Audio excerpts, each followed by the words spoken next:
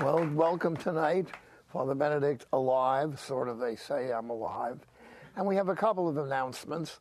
First of all, I did mention that next week's program is with Chris and Joan Bell.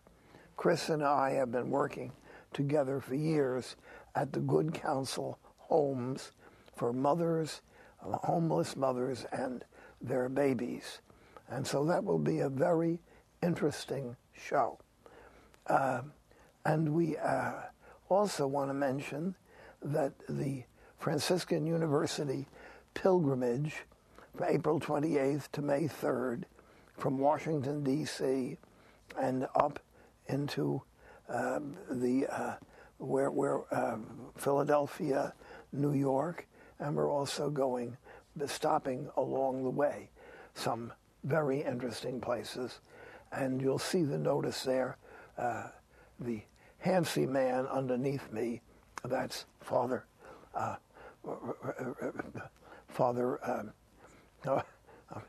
confused tonight, Father Michael Scanlon. So Father Michael and I will be there. And some of you may like to come. It'll be a beautiful experience. And the two of us are getting old. I don't know how much longer either one of us are going to be doing and pilgrimages. Now, we have an extremely interesting guest tonight. Someone influential in the life of the United Nations, has an impact in many countries in the world for pro-life. And I'm really very impressed to welcome here this evening our guest, and Anna Halpine, who comes to be with us from World Youth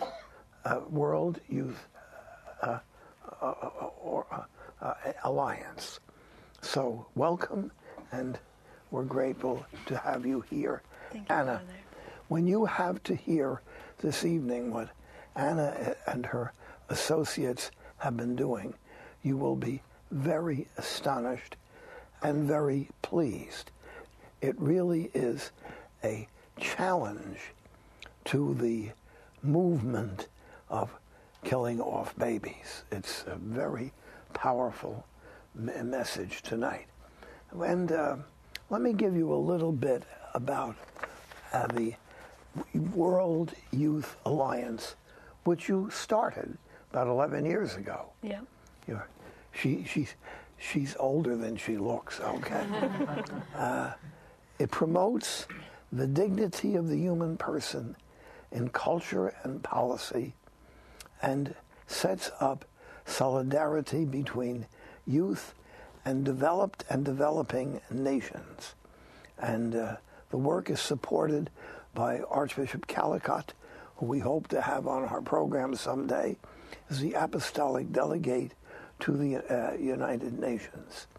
And he is also, that organization includes my very good friend, Archbishop Charles Chaput, Archbishop of Denver, one of the directors, and I'm hoping that Archbishop Chaput will be on this broadcast. It's an active presence not only for the UN, but the European Union, the Organization of American States, and it speaks to the conscience of political leaders, delegates, people in the United Nations, and in the different nations of the world And there are some nations, they are very likely to hear very much the voice of pro-life. So, Anna, what are you going to tell us? Well, thank you, Father, for having us on the show, and I'm very happy to tell you about our work and how the World Youth Alliance was founded. It was founded almost 12 years ago at the United Nations here in New York, and it was during a conference on population and development. Different UN delegates came in, and UN agencies sponsored 32 young people who said, we represent all 3 billion of the world's youth, and they demanded some radical demands. They demanded abortion as a human right, sexual rights for children, and a deletion of parents' rights. So as a reaction of conscience, I went in the next day with bright pink flyers, which said, these youth do not represent all of the world's youth, and gave these to all of the delegates. That caused pandemonium, and really the world divided. Delegates from developing nations came up to us and said, thank you. Thank you for being here, for saying this. And they said, you need to have a full-time presence and come to our countries and work with our young people. I forgot to mention, I was there that day. Oh. The word went out in New York, and we had a lot of people outside the UN at that point protesting against that decision the day before.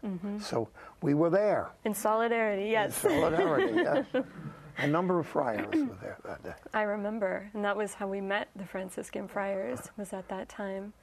So that was how our work began, and we took the challenge to have a full-time presence, and we built 5 regional offices, which are in New York, in Brussels for the European institutions, in Mexico City for the Organization of American States, in Nairobi for Africa, and in Manila for Asia Pacific.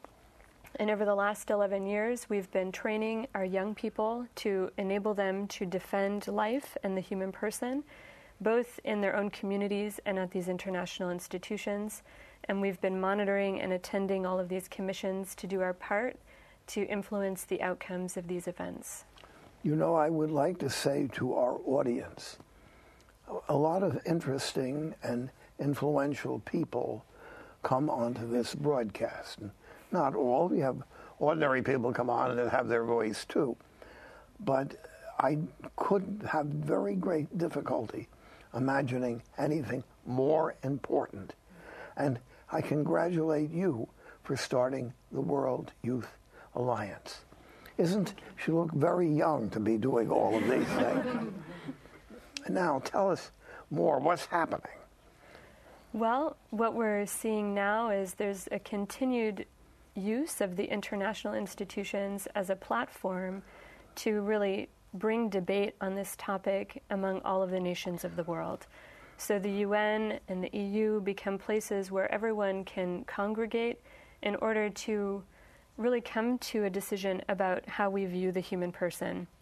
And the debate unfolds along 2 lines. Do we see the human person as intrinsically endowed with a dignity that needs to be respected and that is prior to the state?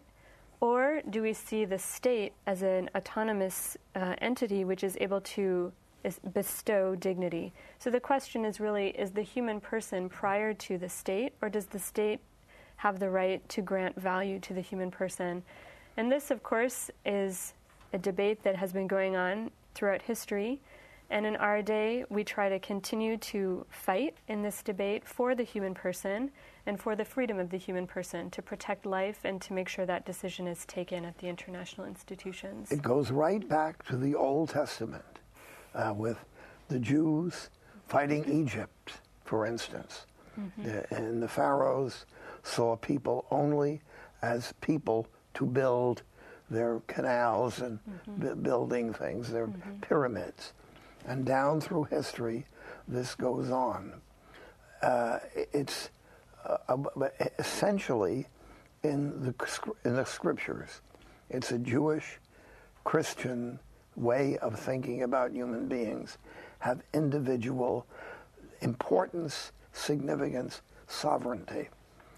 In modern times, the 20th century, were there people, significant people, who denied that and saw human beings only as economic entities? Well, sure. I mean, we saw this in the totalitarian regimes of not too long ago. For instance, communism. And a lot of the training and education we give our young people focuses on this so that they can understand what we do as part of a historical continuum of the defense of the human person. And so we look in a particular way to a lot of the writings and experiences of individuals who fought communism. And we look, in one sense, to the writings of John Paul, who wrote in 1991 a very important letter to all people of goodwill. This was right after the collapse of communism. And he asked the question, why did communism fail? And he said, did it fail for economic or political reasons? And he said, no. Communism failed because it was built on a lie about the human person. And in developing this idea through the letter, John Paul really issued a challenge to all people of goodwill to say what we need to do is build societies that respect the human person, and these are the ones which will flourish. We should not also forget in the 20th century another group of totalitarians that reduced the individual, and that's the Nazis. Mm-hmm. They were, Carl Stern, who was a Jewish convert.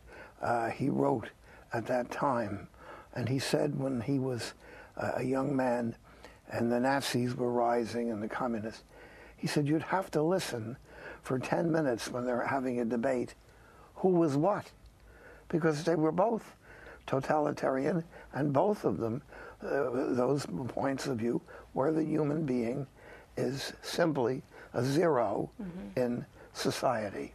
Yeah. And unfortunately, the acceptance of abortion in human society came in through the Nazis. Yes. That's where it really started. Mm-hmm. I couldn't say that about the communists. I don't know that. But the Nazis not only killed unborn babies, they killed born babies and born human beings, adults. Yes, absolutely. So it's a tremendously important thing.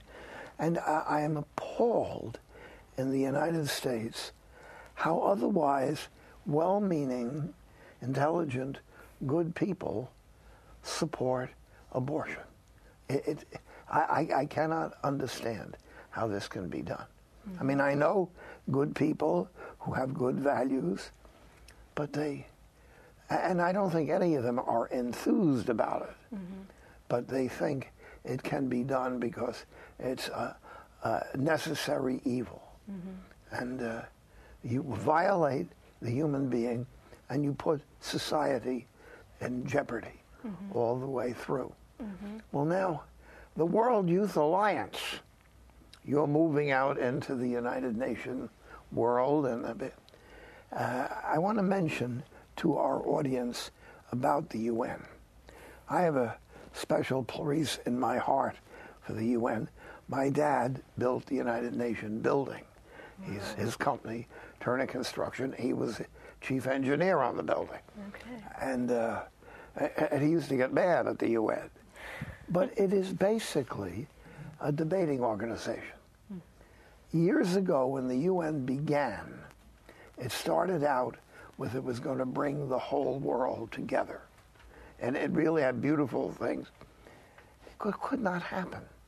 But if they can argue with each other, discuss with each other, change each other's mind, that's worthwhile. It's nothing to cheer about, but it does keep things from heating up and to violent situations. So you're there around the United Nations. You live down the street. Yep, we do. And I'm be very interested what your thinking of that is. Nobody in this day thinks that the UN is the new world organization. They don't think that. And reality came in. But here you are, a next door neighbor, geographically, but also with the World Youth Alliance, which is extremely important for influential influencing world organizations and governments on human rights, especially for unborn children and small children. Yeah. So we'll be back in a break, and we'll see what we're going to do, okay?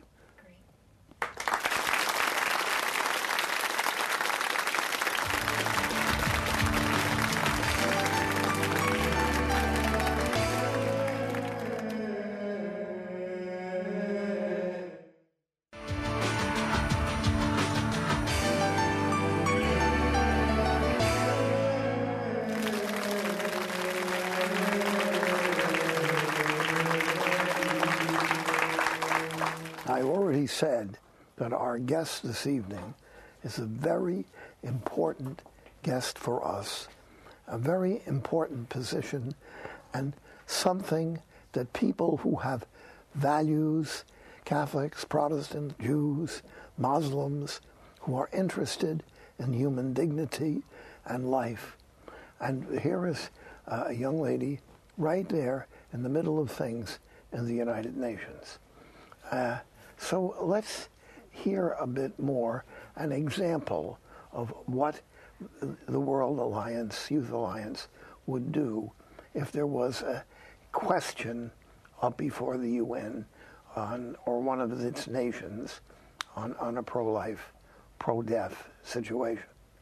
Well, we have an example right now where a lot of the international language and debates that take place at the UN are being used to pressure another country to change their laws on these areas. And that example is the Philippines, which, as you know, is a very Catholic country and has resisted changing its laws in these areas resisted pressure over the last decade.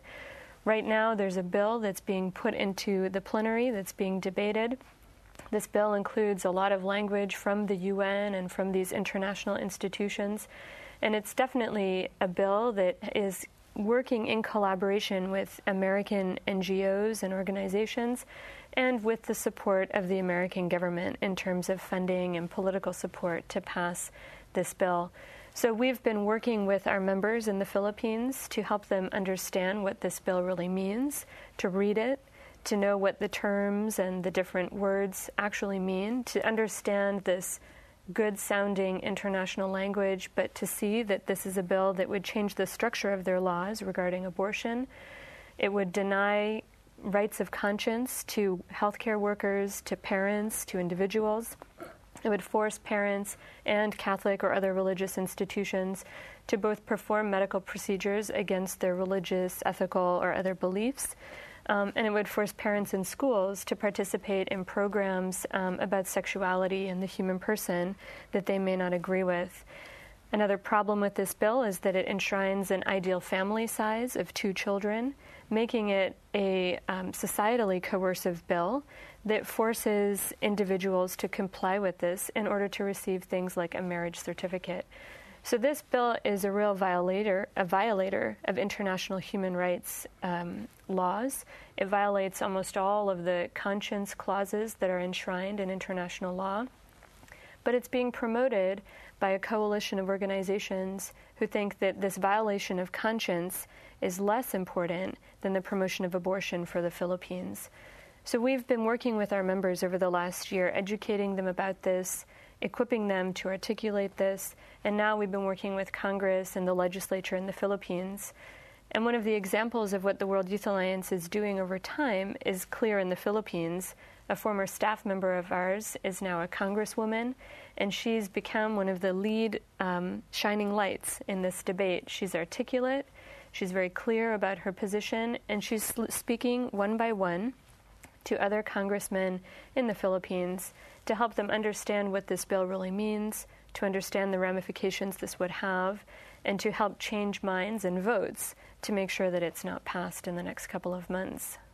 It would be an appalling event for the Philippines. Yeah. I've been to the Philippines several times giving retreats, and I love the Philippines. I enjoy being there. And there is, no place is perfect, but there is a Christian, devout feeling and atmosphere.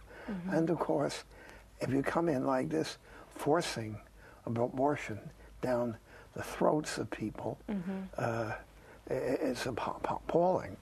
Here in the United States, we have to fight that Catholic hospitals are not required to have abortion. And so far we're fighting that one, but in the United States, I think we would be able to handle it because public opinion in the United States would turn in our direction. Interestingly, you could say that most people in the United States are basically pro-life. Many would have exceptions, you know, where there were severe problems, like with the birth of a child or something, child with problems.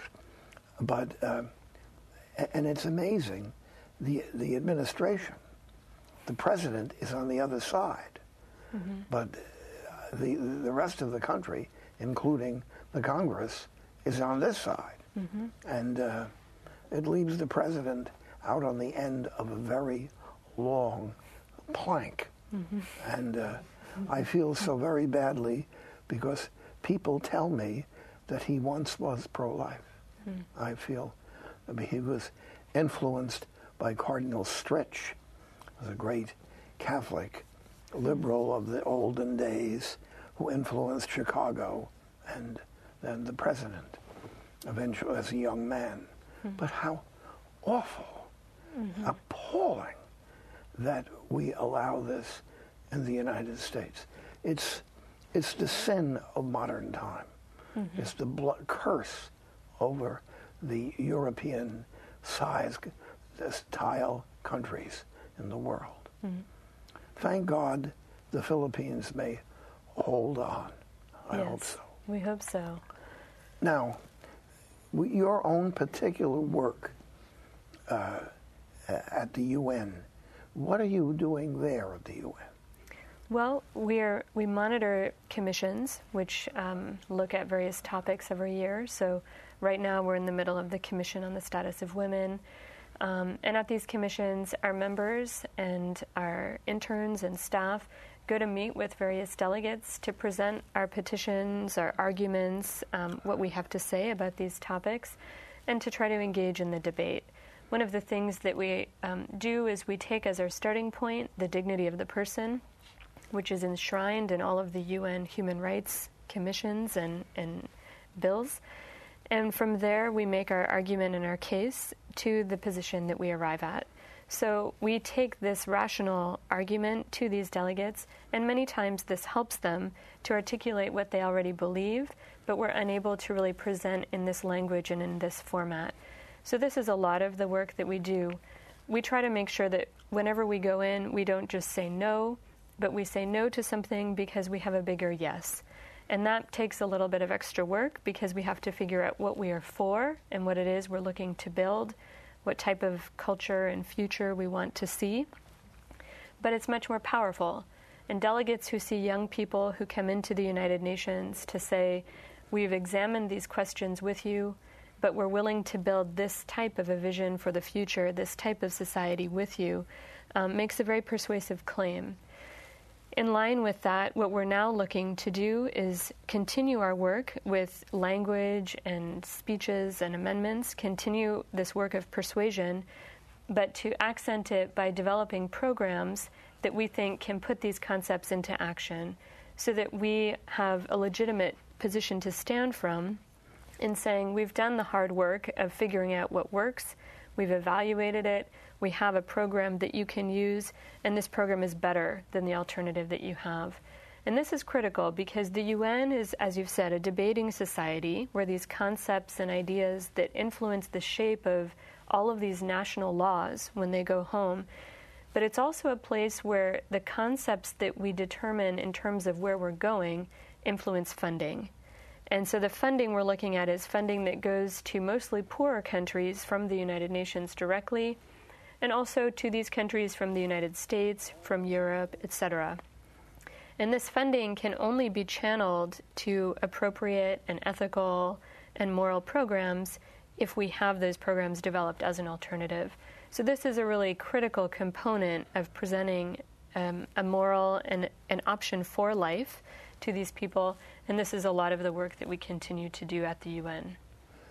It's an interesting thing, Doctor, when you were, well, it was before you weren't born, when I was a young fellow, abortion was absolutely wrong everywhere. The only place, and when I was a young person, where abortion was acceptable was in Nazi Germany. The Nazis pushed abortion. I don't even think that the communists at that time would have openly supported abortion. Can you imagine that? It was Adolf Hitler who thought that human beings were just zeros. And we have moved from the position of that horror to the whole world. And I want to say that there are people watching this program tonight who are devout people, Catholics, Protestants, Jews, Muslims, perhaps no Muslims, because they would not do this. But others will say, well, this particular candidate is pro-abortion, but he's pretty good on other things. I absolutely, positively will never vote a person, and however nice they are, if they are in favor of abortion. And if you have two candidates and they're both pro-abortion, then I will write another name in. George Washington or something else. Abraham Lincoln. Because abortion has been going on since time immemorial, you know. But how in the world did it become a legal right, almost a legal responsibility? Right. People will say to others, well, why didn't you get an abortion? You know, and how crazy things have become as far as morality is. Now, let me ask you an honest question. You're there walking around the UN doing things. I was out front that day with some of the friars. And you're talking to different delegates, some of them rather influential people. What is their personal reaction to someone representing a strong pro-life position? Well, our experience has been that the delegates are very positive. Many of them come from countries which have stronger pro-life laws, and they're delighted to see young people who are in this area supporting them in what they're doing, and doing it with concrete and clearly thought out arguments. So this has been very positive. We've also seen in delegations that are not very friendly to the values or ideas that we propose, that when we work well with them, when we approach them with respect, when we recognize their freedom to not dialogue with us, that they're very receptive as well. And so we've had interesting and ongoing debates with a lot of delegates from Europe and other Western countries. So I think for a lot of people there, just the fact of knowing that there are young people with strong convictions who are willing to put them on the line, who are willing to do the work necessary to understand what they are and present them in a compelling and reasonable way is very attractive. And the delegates often thank us very much for helping them. And in many cases, this gives them the courage that they need to really stand up and know that they're not alone in doing what needs to be done in fighting for the defense of life. Now, our audience, I go back to our audience. You must be impressed. I have to say that. You have to be impressed. And I want to tell you about how to contact the World Youth Alliance, founded by yourself. Their address is, can we put it up on the screen? 228 East 71st Street, 228 East 71st Street, New York, New York, 10021. Or World Youth Alliance. You can on the internet. It's www.wya.net.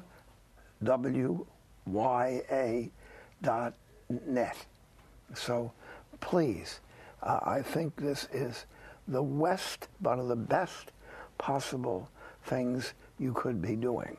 And it's a relatively small operation. I mean, you talk about David and Goliath, you know. David and Goliath. So much is against you. And yet, here I'm going to be a psychologist. So many people who would say that they are in favorable abortion for reasons. Nobody can be in favor of killing babies, and say, someplace back in their mind, there must be a voice saying to them, this is wrong. You cannot be killing a baby. A doctor who just passed away, Bernard Nathanson. Nathanson, was still an atheist. Mm-hmm. And when he was watching, he saw the little baby on the sonogram. The sonogram. Mm-hmm. And he became first pro-life, and then eventually became a believer and a Catholic. Mm-hmm. We'll be back in a few minutes, so think, and I want some questions, ideas. Say something. Don't just sit there.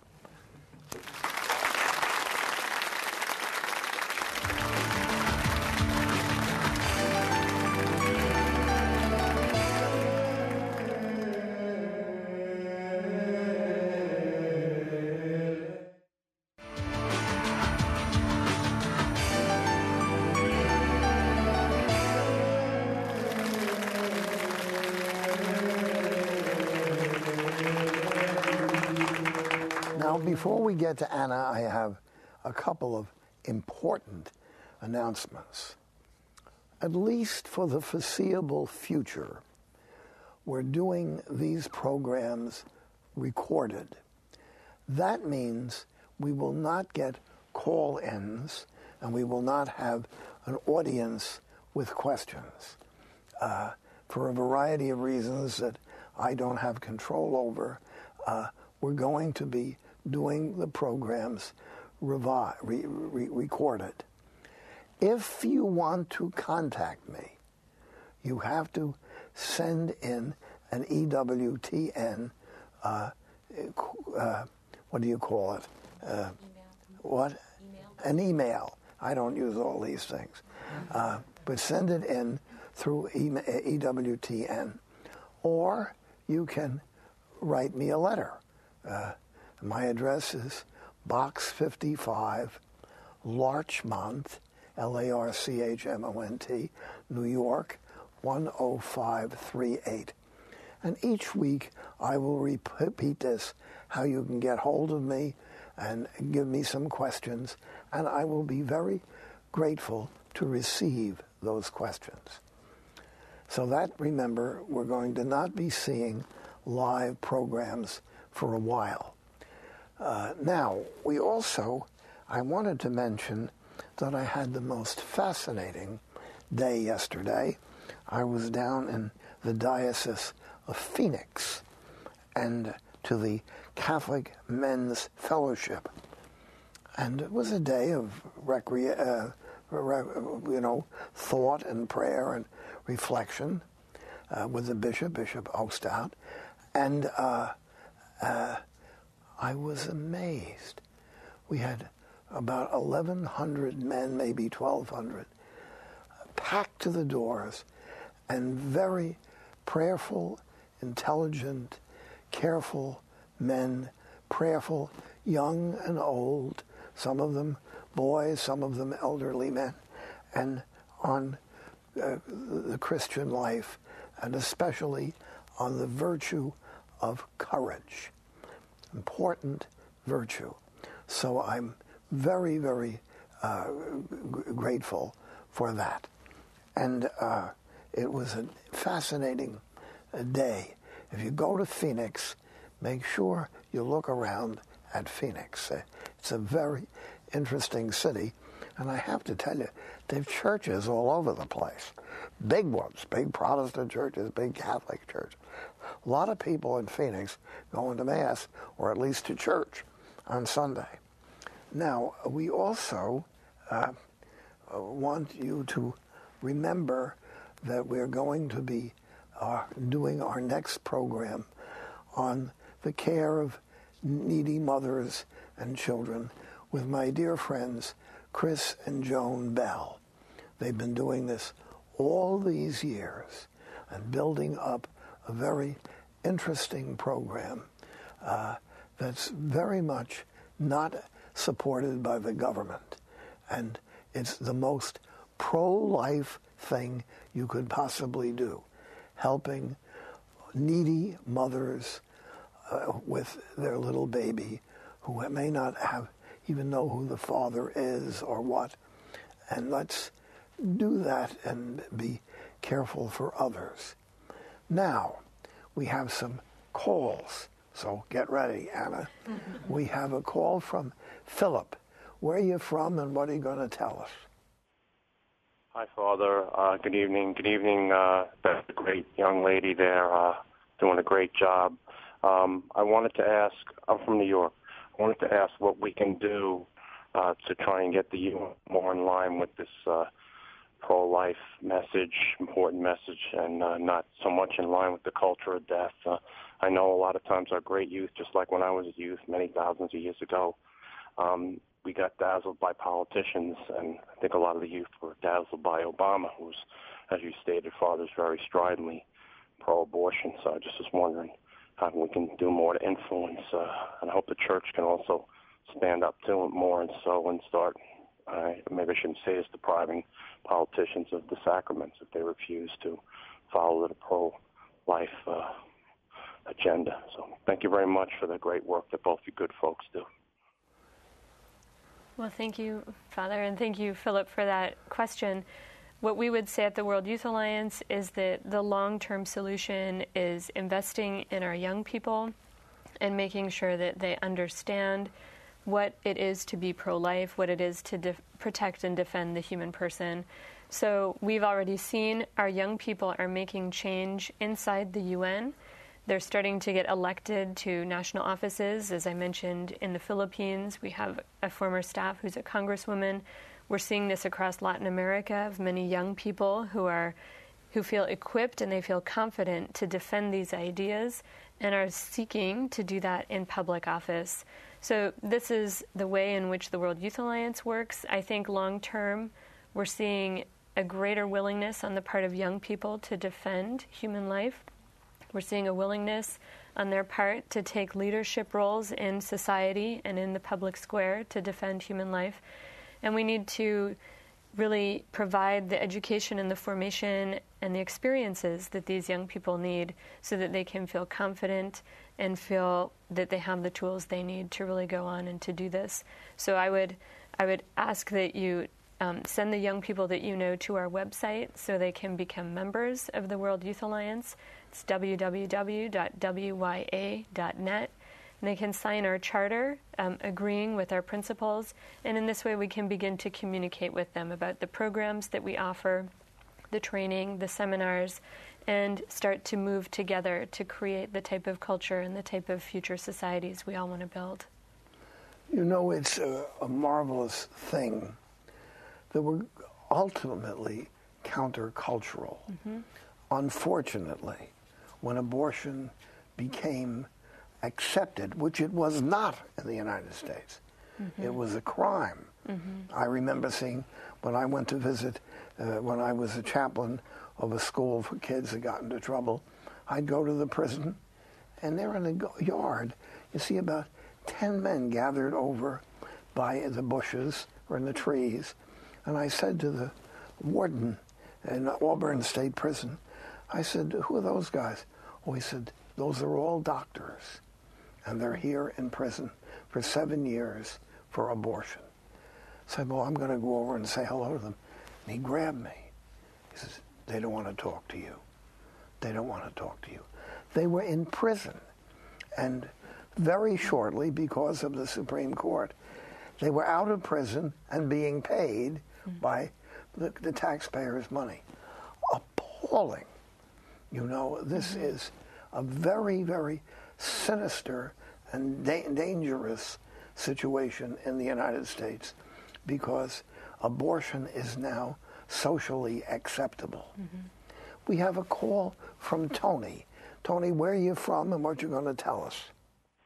Hi, Father. Hi, Anna. I'm from Berkeley, New Jersey, outside of Toms River. And recently I ran into someone who is Baptist, his wife is Catholic, and he takes a strong pro-choice posture. And his main reason for that is he said, well, what are the pro-lifers doing as far as adopting these children? Most of their futures are very dismal. They end up in facilities and state-run homes. And, Father, maybe you could address this since you just mentioned your former position as chaplain. He said, if more of you pro-lifers adopt children, then I would change to a pro-life stance. And I just wanted to know your view, and Ann is on this, what's happening in the country and also globally as far as adopting children who are not aborted in the womb. Thank you, and God bless you, and I'll listen for your response.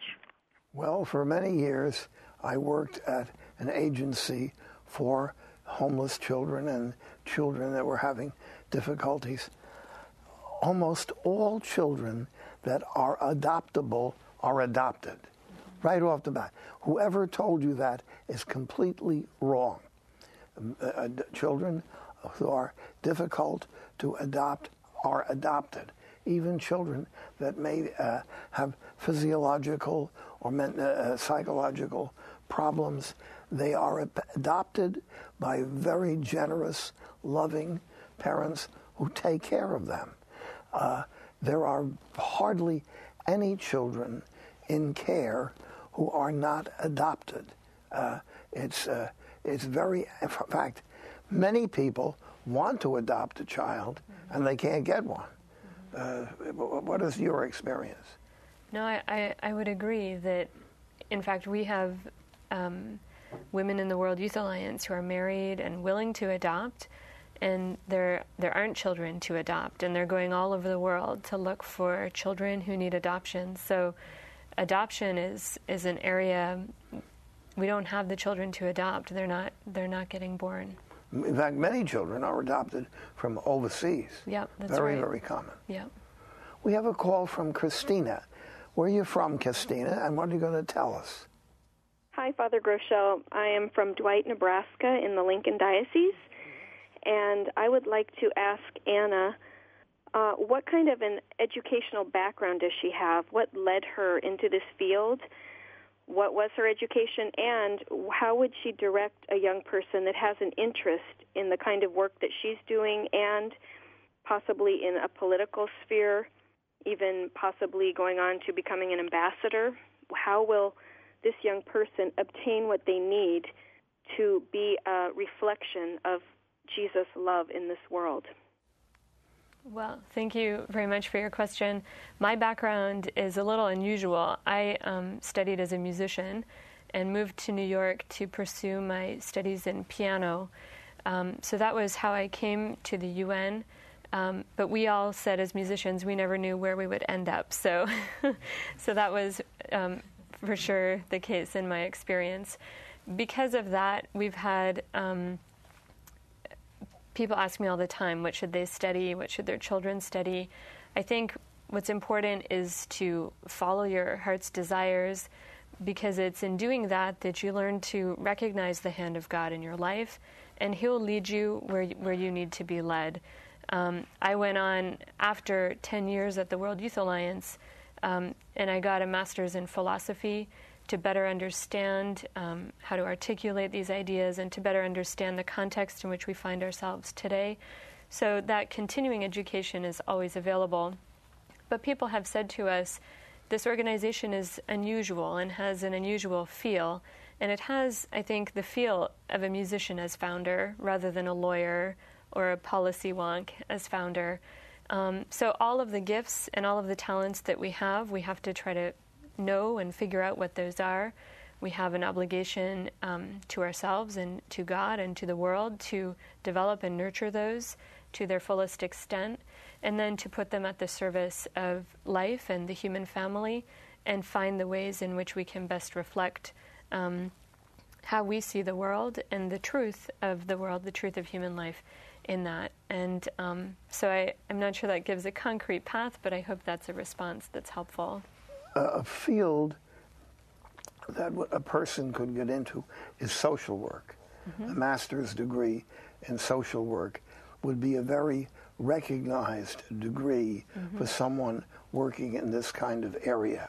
As you say, many people come through musicians or something else, but MSW in social work is very good. I ended up studying, after I was a priest, studying psychology, but counseling psychology and psychology that means to help people. And here's an interesting thing to know.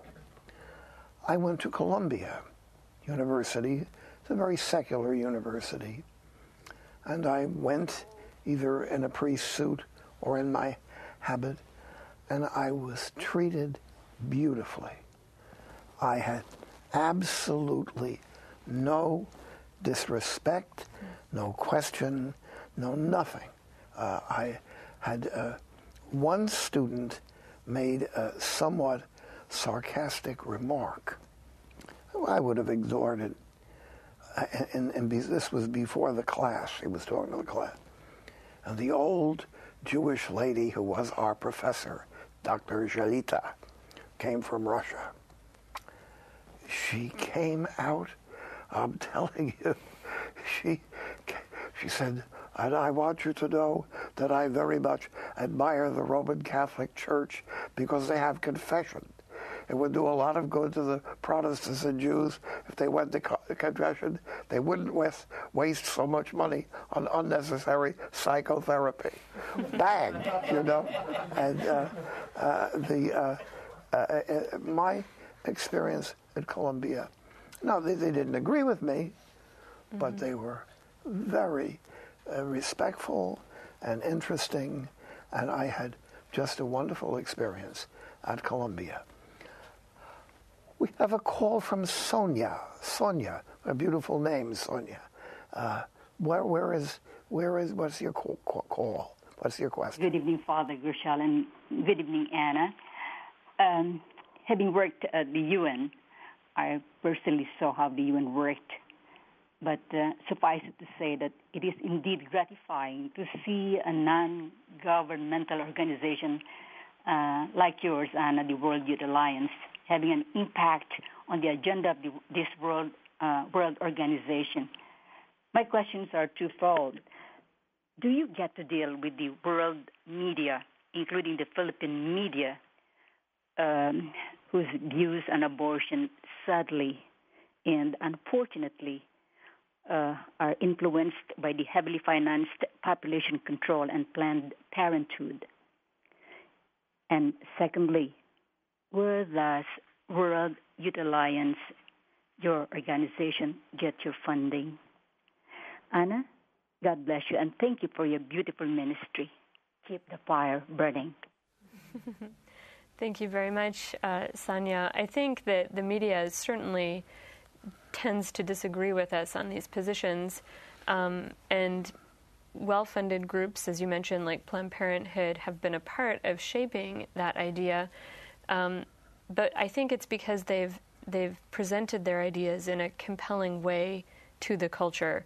So we can see in many countries, Planned Parenthood will go in, and they'll go in with a long-term plan where they shape the way people think about life over a period of many years. And once this marketing and once these activities have been done, then the media, as well as other people, are very willing to continue to promote these necessary actions as steps towards the kind of life they'll show, a life of prosperity that comes with 2 children, for instance. So billboard campaigns and soap operas will be done to promote this. I think, however, there's not much we can do about those situations as they exist. What we have found in our own work is that the media, again, are often willing to speak with us if they feel that we have something compelling and something interesting to say. In the Philippines, we've seen this over the past few months. Our staff over there have worked in a very good and a very professional way. They've presented arguments that are reasonable and seem clear to people, and they're starting to be picked up by a media which up until now has been very hostile to these arguments and hostile to these ideas. So it may be a longer, harder climb for us, but we try to look at that as an opportunity to figure out what is the language of presenting these ideas which resonates with the people that we're looking to convince. And I think that's a big part of our job, is to say if we feel that these ideas are ideas that cut to the heart of the reality of the human person and the experience of the human person, then we have to continue to work until we can find a way to communicate that to those who need to hear it most. In terms of our own funding, the World Youth Alliance is primarily funded by private individuals and people who have been very generous to us, who have recognized the importance of our long-term mission and who have really made this happen for us. Something I want to say, and carefully, it is one of the responsibilities of the clergy. When you're ordained a priest, you take an oath before you ordained. And you take an oath for defending the Catholic faith.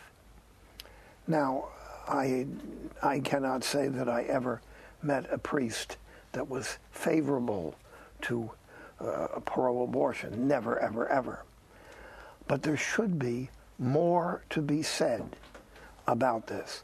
Now, priests are hesitant in Sunday Mass because there may be a couple of people there in the church who did have an abortion. Mm-hmm.